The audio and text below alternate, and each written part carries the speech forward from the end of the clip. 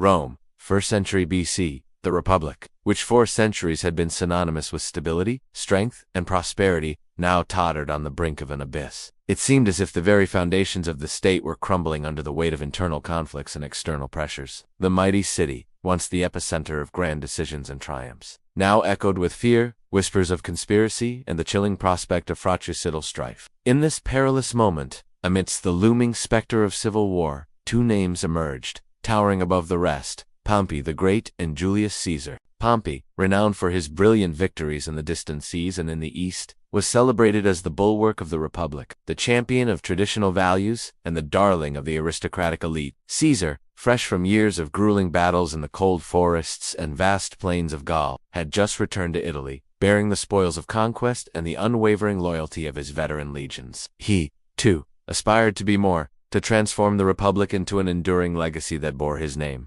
Amidst the turbulent tides of power, their paths intertwined in a complex web of alliances, rivalries, and betrayals, culminating in an epic showdown, the Battle of Pharsalus. As we delve into this pivotal moment in history, we must remember that it was not just a clash of armies, but a collision of wills, ambitions, and visions for Rome's future. And within this context, every decision, every strategy, and every military maneuver took on a profound meaning. For the first time, Rome was divided not by external enemies, but by the ambitions of its own sons, giving us a glimpse into the tumultuous journey that led to the fall of the Republic and the birth of the Empire.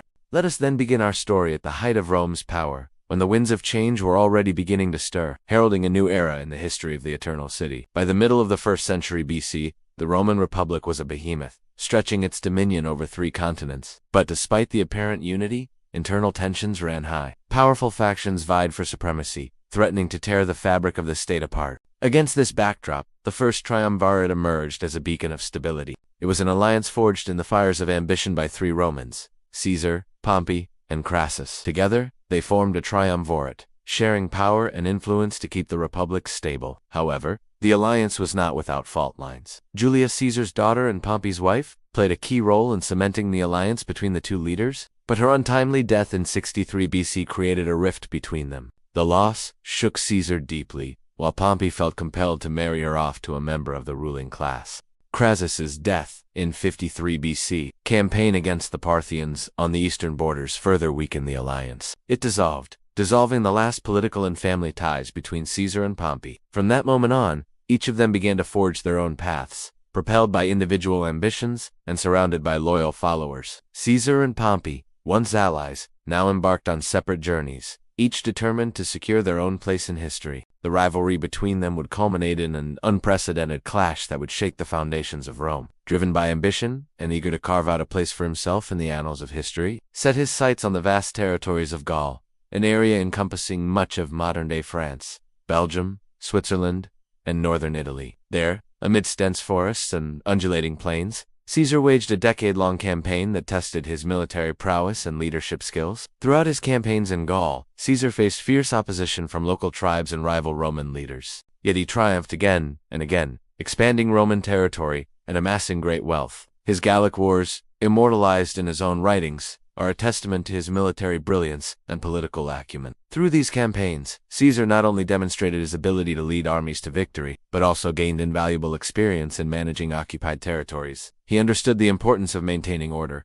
providing basic services to the population, and winning the allegiance of local elites. This approach allowed him to expand Roman influence while minimizing resistance. By the end of his Gallic campaigns, Caesar's prestige and popularity soared. He had defeated formidable opponents, acquired vast territories for Rome, and endeared himself to the people through his writings and public appearances. Meanwhile, Pompey, backed by the Roman Senate and traditionalist aristocrats, became the champion of law and order, a staunch defender of the established system. His victories in the East against the rebellious Mithridates, the 6th king of Pontus, earned him the title of Magnus, signifying his greatness. Both leaders had laid claim to the mantle of leadership in Rome, and their rivalry grew, casting long shadows over the fragile peace of the Republic. Tensions escalated when Caesar crossed the Rubicon River in northern Italy, in 49 BC. At that moment, he committed an act that shocked the Roman world. According to Plutarch, as Caesar prepared to cross the river with his army, he is said to have tossed the die, uttering the famous words, "The die is cast." This act symbolized his irreversible decision to defy the Senate and march on Rome. Once he had crossed the Rubicon, there was no turning back. Civil war loomed on the horizon. The Rubicon,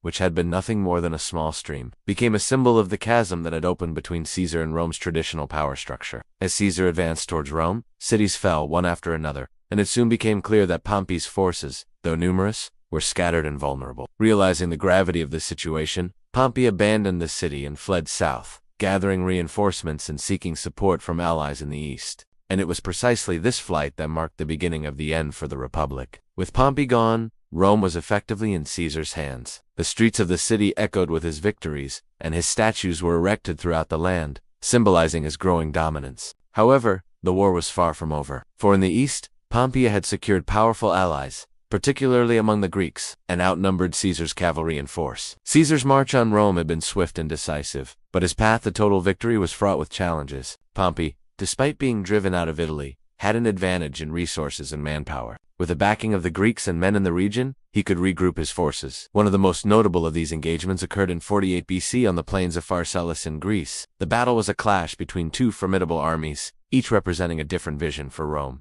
On one side was Caesar's army, seasoned by years of campaigning, battle-hardened and imbued with unshakable confidence in their leader. On the other side was Pompey's army, larger in number and bolstered by the might of Rome's traditional aristocracy. Caesar would win the fight through Labienus' mistakes, one of Pompey's most important commanders. He would not have seen the legion hidden behind Caesar's right flank, and this would rout Pompey's cavalry. This hidden legion would rout Pompey's left flank and be joined by a fake rout of Caesar's cavalry, too much outnumbered, a trap that cost the war. The battle was intense, a whirlwind of clashing steel, thundering hooves, and the shouts of thousands of soldiers engaged in a deadly dance of war. Pompey's forces were formidable, but Caesar's army was battle-hardened and led by an inspired commander. Despite being outnumbered, Caesar's troops prevailed, shattering Pompey's forces and driving them from the field. This decisive victory was not merely a military triumph for Caesar. It was a resounding rejection of Pompey's vision for Rome, and a resounding endorsement of Caesar's own. It was a moment that reverberated throughout the Roman world, marking a significant shift in power dynamics and setting the stage for the events that would lead to the fall of the Republic and the rise of the Empire. The Battle of Pharsalus is a pivotal moment in ancient history, symbolizing the end of an era and the dawn of another. It is a reminder of the ebb and flow of fortune in war, and the transformative impact of a single battle on the course of civilizations. However, despite the outcome of the battle, the story does not end here. After his victory at Pharsalus, Caesar pursued Pompey relentlessly, forcing him to flee to Egypt.